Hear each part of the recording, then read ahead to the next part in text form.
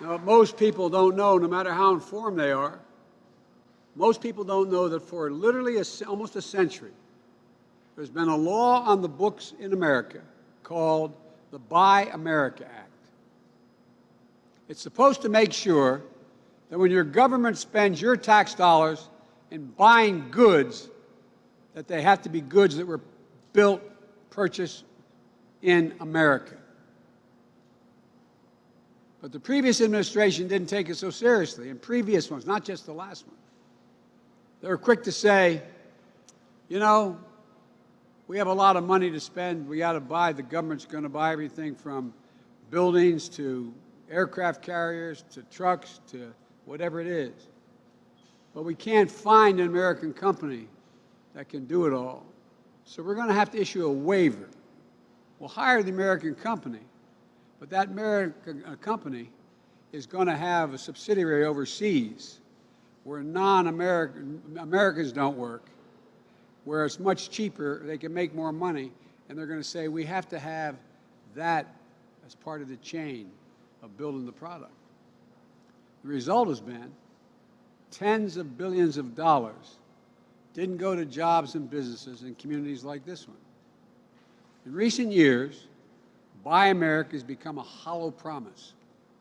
But my administration is going to make Buy American a reality. And I'm putting the weight of the federal government behind that commitment. With in the White House itself, we put in a Made in America office to oversee, not an agency, in the White House itself, to oversee these efforts. In my first cabinet meeting, I told all of the cabinet members, if their agency wants to issue a waiver, they're buying the forest department is buying trucks or hoses or whatever they need, okay? They got to buy something that's all of it that's been made in America.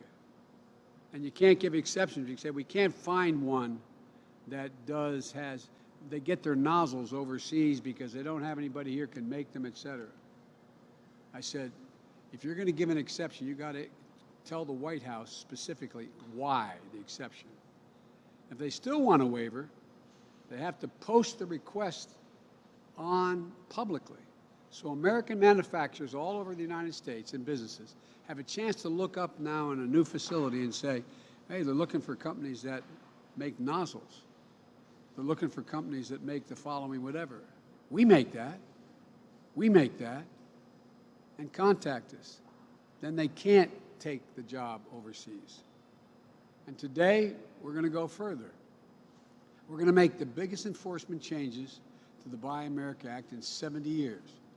Right now, if you manufacture a vehicle, I expect you guys know about that, that gets purchased by the federal government, the law says and there's about 600,000 vehicles the federal government owns, by the way, and replaces and buys, that substantially all that vehicle, substantially all, should be made in America. But because of loopholes over time, you know what substantially all means today? If 55% of it was made in America, you can go ahead and get all the rest of it purchased other places. To me, 55% is not substantially all. It's barely half. And this is actually a double whammy. First, 55% is not high enough. And second, contractors don't have to tell us the total domestic content of their products. They just have to tell us that they hit the threshold. Nobody checking. Well, they got a new sheriff in town. We're going to be checking. No, I'm serious. I am deadly earnest.